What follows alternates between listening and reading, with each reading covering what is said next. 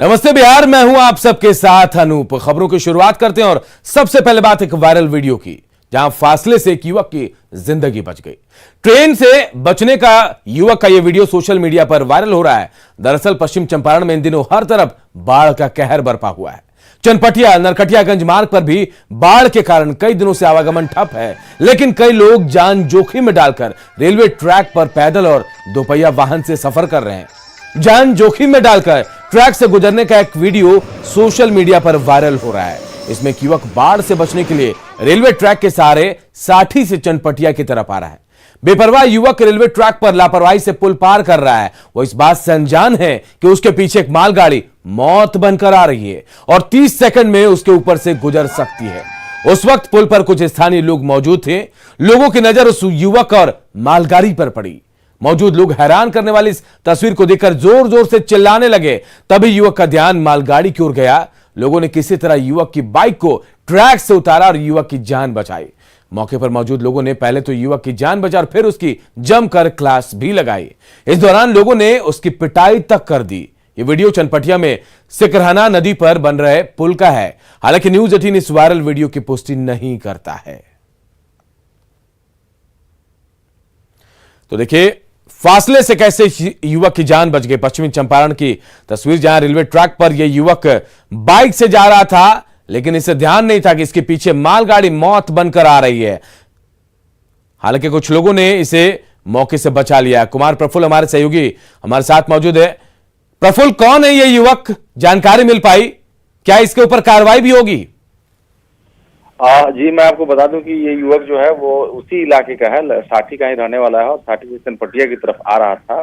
चूंकि रास्ता जो है वो रोड जो है वो बंद है, अभी आवाजाही उधर नहीं हो रही है, पानी भरा हुआ था। इसलिए ज्यादातर लोग इस तरह की तस्वीर जो है वो आए दिन वहां देखने को मिल रही है। लोग खतरा जान पे खेल के और उस तरह से आवागमन कर रहे हैं। युवक की पहचान स्थानीय लोगों ने कर ली है, लेकिन प्रशासन को इस बात की जानकारी नहीं है। और जब वीडियो वायरल हुआ है तो प्रशासन इस पर संज्ञान लेगी, ऐसा मतलब उम्मीद की जा सकती है। लेकिन इस तरह की जो तस्वीर है वो काफी डरावनी तस्वीर है। और आए दिन इतना ही नहीं, ऊपर से रेल पुल के पास से जो कुछ स्थानीय युवक हैं वो जान जोखिम में डालकर सफर न सिर्फ करते हैं, बल्कि नदी में ऊपर से छलांग भी लगाते हैं और स्टंट भी करते हैं। बिल्कुल प्रफुल्ल, ये जानलेवा है और जान भी जा सकती है। प्रफुल्ल, ये भी जानकारी मिली कि युवक की पहले क्लास लगाई गई, यहां तक कि पिटाई भी की गई है। जी, स्थानीय लोगों ने इस पूरे मामले को गंभीरता से लिया और युवक की पहले तो जान बचाई, उसकी बाइक और उसकी जान को सुरक्षित किया गया, उसे हटाया गया। चूंकि उसके पीछे ही मालगाड़ी तेज रफ्तार से आ रही थी। उसके बाद युवक को स्थानीय लोगों ने युवक की जमकर क्लास लगाई, उसकी पिटाई भी की गई है और उसे हिदायत दी गई थी कि ऐसा ना करे। लेकिन स्थानीय जो युवक हैं वो इस तरह की जो तस्वीर वहाँ बार बार इस तरह की हरकत करते हैं, जिसके कारण कभी भी बड़ा हादसा हो सकता है। हालांकि रेलवे ट्रैक पर चलना ही गैर कानूनी है। प्रफुल्ल, क्या अब इस पर कार्रवाई होगी? पुलिस के लोग इस पर कार्रवाई करेंगे? जी बिल्कुल, ये देखना होगा कि अब आगे की पुलिस क्या कार्रवाई करती है। क्योंकि तस्वीर ऐसा नहीं है कि पुलिस को ये जानकारी नहीं है कि उस रेलवे पुल पे इस तरह की घटनाएं होती हैं, इस तरह की तस्वीर जो है वो देखने को मिलती है, लेकिन कार्रवाई नहीं होती है। लेकिन अब ये वीडियो चूंकि वायरल हुआ है, वीडियो वायरल सामने आया है, तो अब देखना होगा कि पुलिस प्रशासन इस मामले में क्या कार्रवाई करती है। तो देखिए, हैरान करने वाली तस्वीर सामने पश्चिमी चंपारण में, जहां रेलवे ट्रैक से होकर एक शख्स अपनी बाइक को लेकर जा रहा था, लेकिन उसे पता नहीं कि पीछे दौड़ती हुई मालगाड़ी मौत बनकर आ रही है। हालांकि वहां स्थानीय लोग मौजूद थे, किसी तरह उसे गाड़ी ट्रैक से खींचकर उसकी जान बचाई। हालांकि इस दौरान उसकी क्लास भी लगाई गई और डांट के साथ साथ पिटाई भी उसकी की गई है। अब वीडियो के वायरल होने के बाद कार्रवाई होती या नहीं, ये देखने वाली बात है। बहुत बहुत शुक्रिया प्रफुल्ल।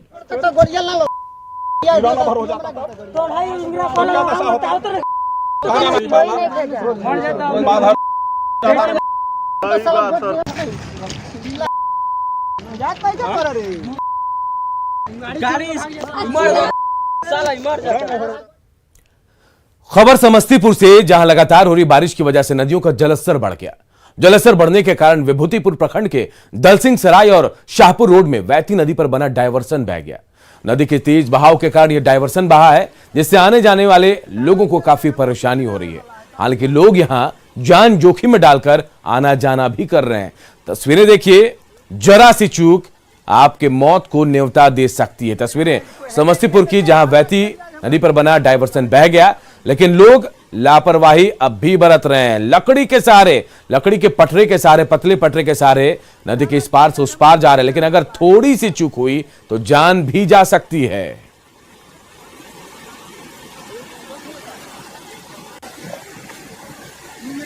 कोई हेडेक नहीं लेते, धारा चल जाए, हमरा कुछ नहीं होने वाला है, तभी जा सकते। बिहार के कई जिलों में लगातार बारिश से नदियां उफान पर हैं, जिससे बाढ़ जैसे हालात बन गए। कई गांव में पानी घुस गया तो सड़कें भी पानी में डूबी हैं। इससे लोगों का जीना दुश्वार हो गया है।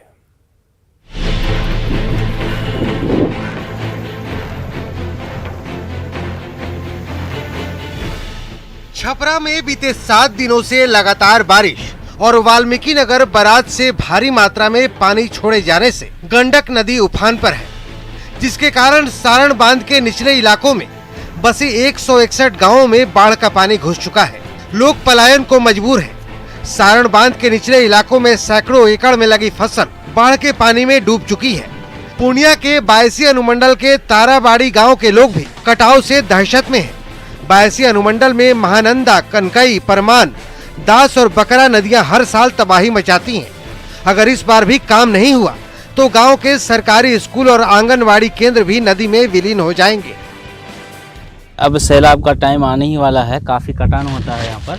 गुज़िश्ता साल तकरीबन यहाँ से 50 घर की आबादी थी और सारा घर कट गया। लोग इधर उधर बिखरे हुए हैं, कोई रोड पर जाके है, कोई रोड के किनारे पर है, जगह भी नहीं मिली है। बहुत बेहाली है, बदहाली है यहाँ पर। हम लोग यही इंतजार में हैं कि चलो प्रशासन आएगा तो कुछ हम लोग का राहत वगैरह होगा, लेकिन अब तक कुछ किसी के किस्म का कोई मतलब ये नहीं हुआ है। अब हम लोग को डर है कि पानी बढ़ेगा तो नदी कटाव होगा, हम लोग कहाँ जाएंगे, क्या करेंगे। इधर से ये हम लोग का रास्ता बंद हो रहा है, इधर से भी हम लोग का नदी वो सड़क कटाव का वो भी बंद हो रहा है। हम लोग बिल्कुल टापू में फंसे हुए हैं। ये तस्वीर बगहा के नौरंगिया दरदरी पंचायत के पचफेड़वा गांव की है, जहां पहाड़ी नदी मनोर में कटाव हो रहा है। अपने गांव और खेत को बचाने के लिए लोग श्रमदान से बांध के निर्माण में जुटे हैं। गोपालगंज में भी गंडक नदी में अचानक आए उफान से जनजीवन अस्त व्यस्त हो चुका है। माझागढ़ प्रखंड के नुमुइया में 6 नाव पर सवार होकर बाराती पहुंचे। हमारा बेटा के शादी बेटे यहाँ कन्हई जादव की यहाँ गौसिया निमुइया। तो अब बाढ़ आ गई बा, तो बाढ़ में तो केहू चलिए जाना बा वहाँ। तो कैसे जाइएगा आप लोग? नाव से हम लोग किसी तरह जाएंगे। नालंदा के बिहार शरीफ अनुमंडल के बिंद ब्लॉक में जिरायन नदी उफान पर है, जिसके कारण ब्लॉक के कई गांवों में सैकड़ों एकड़ खेतों में बाढ़ का पानी फैल चुका है। खेतों में धान के बिचड़े डूब चुके हैं, जिससे किसान परेशान हैं।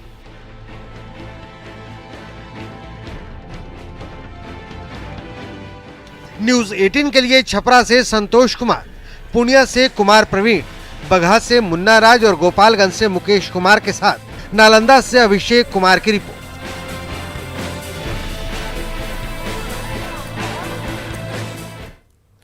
और एक बड़ी खबर मुजफ्फरपुर से इस वक्त आ रही है। मुजफ्फरपुर के सिविल सर्जन को शो कॉज जारी किया गया है। स्वास्थ्य विभाग में बहाली में गड़बड़ी का यह मामला है। स्वास्थ्य विभाग ने सिविल सर्जन पर कार्रवाई की है। मामले में सिविल सर्जन को शो कॉज जारी किया गया है। डॉक्टर एसके चौधरी से 48 घंटे में जवाब मांगा गया है। हटाए गए स्टाफ को फिर से बहाल करने पर यह एक्शन लिया गया है।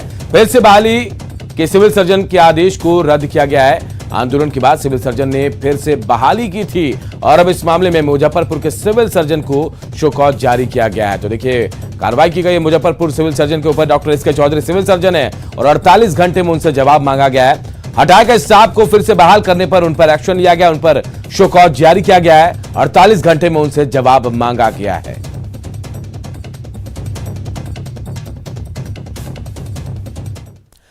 मुजफ्फरपुर में बीती रात बेखौफ अपराधियों ने एक आभूषण कारोबारी की गोली मारकर हत्या कर दी। मृतक कारोबारी रवि सोनी अपने दुकान बंद करके करीब 10 बजे घर जा रहे थे। सदर थाना के अरतरा में बाइक सवार अपराधियों ने रवि के सीने और सिर में गोली मार दी। स्थानीय लोगों की सूचना पर पुलिस और परिजन उसे प्राइवेट अस्पताल ले गए, जहां डॉक्टरों ने उसे मृत घोषित कर दिया। बताया जा रहा है कि लूटपाट के दौरान विरोध करने पर अपराधियों ने उसे गोली मारी। इस घटना से आभूषण कारोबारियों में दहशत है। वहीं पुलिस मामले की छानबीन कर रही है। सुधीर हमारे सहयोगी हमारे साथ जुड़े हुए। सुधीर, क्या कुछ अपडेट है? गोली मारकर हत्या कर दी गई स्वर्ण कारोबारी की, क्या किसी की गिरफ्तारी हो पाई? इस मामले में यही हालत है कि पुलिस अभी बहुत कुछ खुलकर नहीं बता रही है। काफी देर बाद ये बातें सामने आई कि आभूषण कारोबारी को लूट के दौरान गोली मारी गई है, वरना घटना के कारण को लेकर भी कोई जानकारी पुलिस के द्वारा नहीं दी जा रही थी। गिरफ्तारी को लेकर स्थिति अभी बिल्कुल शून्य है, पुलिस के हाथ खाली है। रात से ही कार्रवाई की बात कही जा रही है, लेकिन अभी तक कोई गिरफ्तारी इस मामले में नहीं हुई है। फिलहाल इस घटना को लेकर जो सर्राफा मंडी के लोग हैं वो काफी दहशत और गुस्से में हैं, क्योंकि घर लौटते वक्त रवि सोनी को गोली मारी गई है और इंटेंशनली गोली मारी गई है। दो बिंदु पुलिस बताती है कि या तो छिनतई के दौरान गोली मारी गई हो या फिर इंटेंशनल गोली मारी गई हो। तो जिस तरीके से सर और सीने में गोली मारी गई है, ये कहेंगे अभी बन रहा है कि उसकी हत्या की नियत से ही गोली मारी गई है। तो छानबीन की बात हो रही है, अभी तक कोई गिरफ्तारी इस मामले में नहीं हो पाई है। तो देखिए, मुजफ्फरपुर से बड़ी खबर जहां है कि स्वर्ण कारोबारी को गोली मारी गई है और कहा जा रहा है कि लूटपाट के दौरान उसे गोली मारी गई है। प्राइवेट अस्पताल उसे लेकर जाया गया, लेकिन वहां बताया डॉक्टरों ने उसे मृत घोषित कर दिया। बहुत बहुत शुक्रिया सुधीर। तो मुजफ्फरपुर से खबर जहां स्वर्ण गोली मार दिया है, तो हम लोग जो है वहाँ से गाड़ी से आए तो यहाँ देखे कि जो है सो 2 गोली इसको लगा हुआ है। और पता चला है कि आज कल सुबह में इसको जो है ना कहीं डिलीवर करना था सोना का जेवर, ये मार्केट से लेके आया था। उसका जेवर का मूल्य लगभग 6 से 7 लाख रुपया था। हमको यही शंका लग रहा है कि इसको पहले से कोई पीछा लगा हुआ था। मोहल्ला के लोग दौड़ा है, अपाचे गाड़ी से था, बिना नंबर प्लेट का, ब्लू रंग का अपाचे था। लोग उनके कुछ परिजन लोग बता रहे हैं कि ये दुकान में ज्वेलर्स वगैरह, गोल्ड वगैरह रख करके कुछ रकम उधार दिया करते थे और उसमें इंटरेस्ट लेते थे। तो इस तरह के लिए अभी बताई जा रही है। देखिए, ये दुकान पे जब चले हैं तो किसी ने इन्हें देखा नहीं है कि क्या क्या ले करके चले हैं। इनके गले में सोने का चैन, हाथ में उंगली में अंगूठी, मोटरसाइकिल भी वहाँ है, चाबी भी पड़ा है। अब बैग लेके चले हैं या नहीं चले हैं, ये तो अब अनुसंधान का विषय है। कोरोना संकट के बीच एक बार फिर वैक्सीन पर सियासत तेज हो गई है। बीजेपी नेता और पंचायती राज मंत्री सम्राट चौधरी ने बड़ा बयान दिया है। सम्राट चौधरी ने कहा कि जो लोग वैक्सीन को मोदी वैक्सीन कहकर विरोध कर रहे थे, अब वही लोग उसी मोदी वैक्सीन पर निर्भर हो गए हैं। सम्राट चौधरी ने कहा कि सभी राज्य सरकारें वैक्सीन को लेकर पीएम मोदी पर निर्भर हो गए हैं, जो स्वागत के योग्य है। ऐसे में प्रधानमंत्री ने मोदी वैक्सीन को गांव-गांव तक पहुंचाया है। लोग विरोधी कहते थे कि ये किसका वैक्सीन है, कहते थे मोदी वैक्सीन है। और मोदी ने क्या कहा कि मोदी जी ने कहा कि हम देश के एक एक व्यक्ति को वैक्सीन देने का काम करें। तो मोदी वैक्सीन है, तो मोदी के तौर पर भी यदि वैक्सीन मोदी के ऊपर ही निर्भर कर दिया सभी राज्य सरकार ने, तो ये स्वागत योग्य है कि नरेंद्र मोदी देश के प्रधानमंत्री ने मोदी वैक्सीन गांव-गांव तक पहुंचाने का काम किया। और कोरोना के वैक्सीन पर मंत्री सम्राट चौधरी के बयान पर सियासत गर्मा गई है। कोरोना के वैक्सीन को मंत्री सम्राट चौधरी द्वारा मोदी वैक्सीन कहा जाना ना तो सहयोगी जेडीयू को अच्छा लग रहा है और ना ही विरोधी दलों को। जेडीयू ने कहा कि इस मामले में सियासत नहीं होनी चाहिए, वैक्सीन के नाम पर राजनीति ठीक नहीं है। पूर्व मंत्री नीरज कुमार ने कहा कि कुछ लोग राजनीतिक कोविड से ग्रसित हैं, तो कांग्रेस एमएलसी प्रेमचंद मिश्रा ने कहा कि एक मंत्री को ऐसे बयान नहीं देने चाहिए। परंपरा नहीं रही है, भाई मानवता के प्राण रक्षा का ये महत्वपूर्ण दायित्व है। विदेश नीति के सवाल पर, सुरक्षा नीति के सवाल पर हम देश के अंदर में जो विपदा होता है उस पर एकजुट होकर के, लेकिन अभी तो राजनीतिक कोविड का जमाना है, तो राजनीतिक कोविड कुछ लोग को हो जाता है, ऐसे सवालों पर भी आलोचना करते हैं तो दुखद लगता है। आश्चर्य की बात यह नहीं है कि बिहार सरकार के एक मंत्री ने ऐसा बयान दिया। आश्चर्य की बात तो नीतीश जी के लिए होनी चाहिए। उनके कैबिनेट का एक मिनिस्टर, जो वैक्सीन भारत सरकार अब तक कहती रही कि हमारी सरकार का है, भारत ने इसे बनाया है, चाहे भारत बायोटेक कंपनी हो, बायोटेक या फिर सीरम हो, हम सब ने उन वैज्ञानिकों को बधाई दी थी। आज पता चला कि ये मोदी वैक्सीन है। तो मैं समझता हूँ ये नीतीश जी को भी समझना चाहिए कि उनके मंत्री किस तरह का बयान देते हैं। इससे बढ़िया होता कि बोलते ये नीतीश वैक्सीन है। ये तो स्पष्ट सरकार में बैठे लोगों को करना चाहिए कि नीतीश वैक्सीन है या मोदी वैक्सीन है। और सबसे बड़ा प्रश्न चिन्ह ये है कि कोरोना मामले में भी ये लोग इस स्तर की राजनीति करेंगे। शर्म नहीं आती इन लोगों को। दानापुर के बाघाकोल में टीकाकरण केंद्र का निरीक्षण करने पहुंचे पूर्व उप मुख्यमंत्री और राज्यसभा सांसद सुशील मोदी ने कांग्रेस और आरजेडी नेताओं पर तीखा हमला बोला। सुशील मोदी ने कहा कि ये लोग टीका लेते वक्त फोटो जरूर लेते हैं, लेकिन उसे सोशल मीडिया में पोस्ट नहीं करते हैं, जिससे उनके समर्थक भी कोरोना का टीका लेने के लिए प्रेरित हो सके। सुशील मोदी ने कहा कि आरजेडी के लोगों ने समाज के कुछ हिस्सों में वैक्सीन को लेकर भ्रम फैला रखा है, जिसकी वजह से आरजेडी के समर्थक टीका नहीं ले रहे हैं। इस बात का कि सोनिया गांधी ने लिया टीका, लेकिन उसको उस फोटो को उन्होंने डाला नहीं। अगर वो डालती तो उनके जो समर्थक है देश भर में एक मैसेज आता ना, तो ये लोग जो रोज फोटो छुपवाते हैं वो कोरोना टीका का फोटो नहीं लगाते। अब लालू जी ने लिया कि नहीं लिया मुझे मालूम नहीं, तेजस्वी जी ने लिया कि नहीं लिया पता नहीं, राबड़ी जी ने लिया कि नहीं लिया। अगर नहीं लिया तो लेना चाहिए, और अगर ले लिया तो फोटो क्यों नहीं डाला? क्योंकि राजद के लोग गांव-गांव के अंदर इस प्रकार का दुष्प्रचार कर रहे हैं, एक डर भय पैदा कर। एलजेपी में जारी विवाद के बीच पशुपति पारस ने पार्टी की सभी कमेटियां, इकाइयों और प्रकोष्ठों को भंग कर दिया है। पार्टी के राष्ट्रीय अध्यक्ष की हैसियत से इस फैसले का ऐलान करते हुए पारस ने नई राष्ट्रीय कार्यकारिणी की घोषणा भी की। नई कार्यकारिणी में महबूब अली कैसर, वीणा देवी और सुनीता शर्मा को राष्ट्रीय उपाध्यक्ष बनाया गया, तो वहीं सांसद चंदन सिंह और प्रिंस राज को राष्ट्रीय महासचिव बनाया गया। संजय सराफ को राष्ट्रीय महासचिव के साथ पार्टी का राष्ट्रीय प्रवक्ता बनाया गया है। पशुपति पारस ने कहा कि जल्द ही बाकी कमेटियों का ऐलान कर दिया जाएगा, और साथ ही उन्होंने यह भी कहा कि अब मैं ही पार्टी का राष्ट्रीय अध्यक्ष हूं। दूसरी बैठक में जाने वाले कार्यकर्ताओं को पार्टी का सदस्य नहीं माना जाएगा।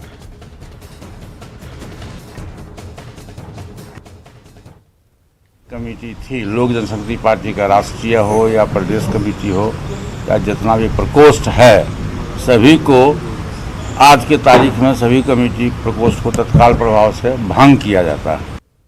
अब तो राष्ट्रीय कार्यकारिणी भंग हो गया।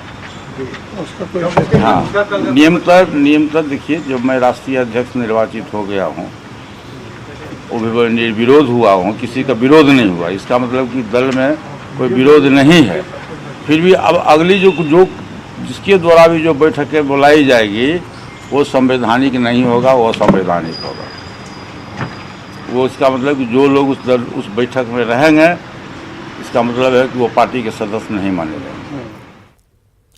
21,000 का एक आम और 2,70,000 रुपए किलो आम।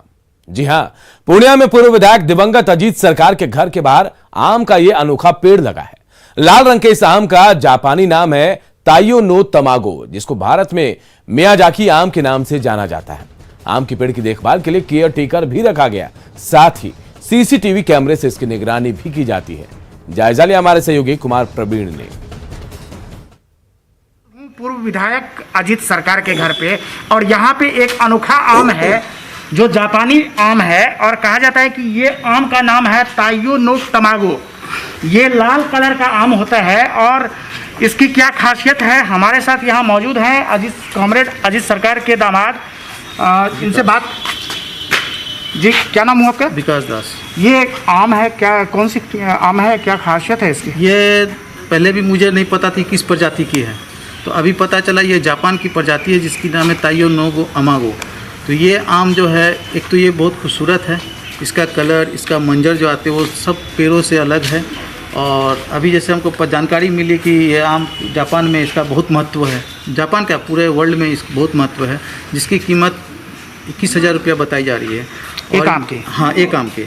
और ये आम बाज़ार में नहीं मिलते हैं, और ये इसका डाक होती है, बोली होती है, उसके बाद ये आम बिकते हैं। और उसके बाद ये आम हमारे यहाँ आज पर लगभग 25-30 साल से है, जो गिफ्ट किया गया था किसी के माध्यम से। विधायक जी से जब मिलने के आए थे, उसको बेटी को डॉक्टर रीमा सरकार को ये गिफ्ट दिया गया था, और लगाने के बाद हम लोग को ही पता नहीं चला इस आम की इतनी खूबसूरती है, और जिस वजह से आज भी हम लोग इसका निगरानी करते हैं और इसका देखभाल करते हैं।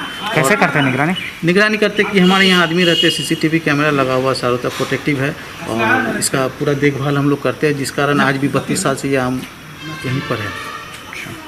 क्या कैसा टेस्ट कैसा है इसका? टेस्ट बहुत खूबसूरत है, और जहाँ तक अभी पता चला, हम लोग तो आम के मतलब जानते खाने का चीज़ होता है, और अब माने कि ये आम जो है पता चला ये आम बहुत शुभ होता है, किसी की बेटी की विदाई या पूजा त्यौहार में इस आम को चढ़ाया जाता है ताकि उसका घर जो है सूरज की रोशनी की तरह जगमगाते रहे उसका जीवन। तो ये लगभग 25 साल से इनके घर पे ये आम है और आप इसका देख सकते हैं, ये कलर देख सकते हैं कि ये पूरा रेड कलर है, लेकिन जहाँ पे सूर्य की रोशनी नहीं पहुँचती है वहाँ पे ये हरा रहता है। जैसे अंदर का आम है वो हरा है और बताया जाता है कि इंटरनेशनल मार्केट में इसकी काफ़ी ऊँची कीमत है। लोगों की माने तो ये 2,70,000 रुपये प्रति किलो तक इंटरनेशनल मार्केट में बिकता है और ये जापानीज आम है जो दूसरे के द्वारा इन्हें गिफ्ट किया गया था और ये आम आज चर्चा का विषय है। वही विशेषज्ञों का कहना है कि इस आम पर शोध करने की ज़रूरत है ताकि पता चल सके कि क्या इसकी खासियत है और इसका न्यूट्रिशन वैल्यू क्या है। कुमार प्रवीण, न्यूज़ 18 पूर्णिया। और नमस्ते बिहार के इस बुलेटिन में इतना ही, लेकिन खबरें लगातार जारी, देखते रहिए न्यूज़ 18 बिहार झारखंड।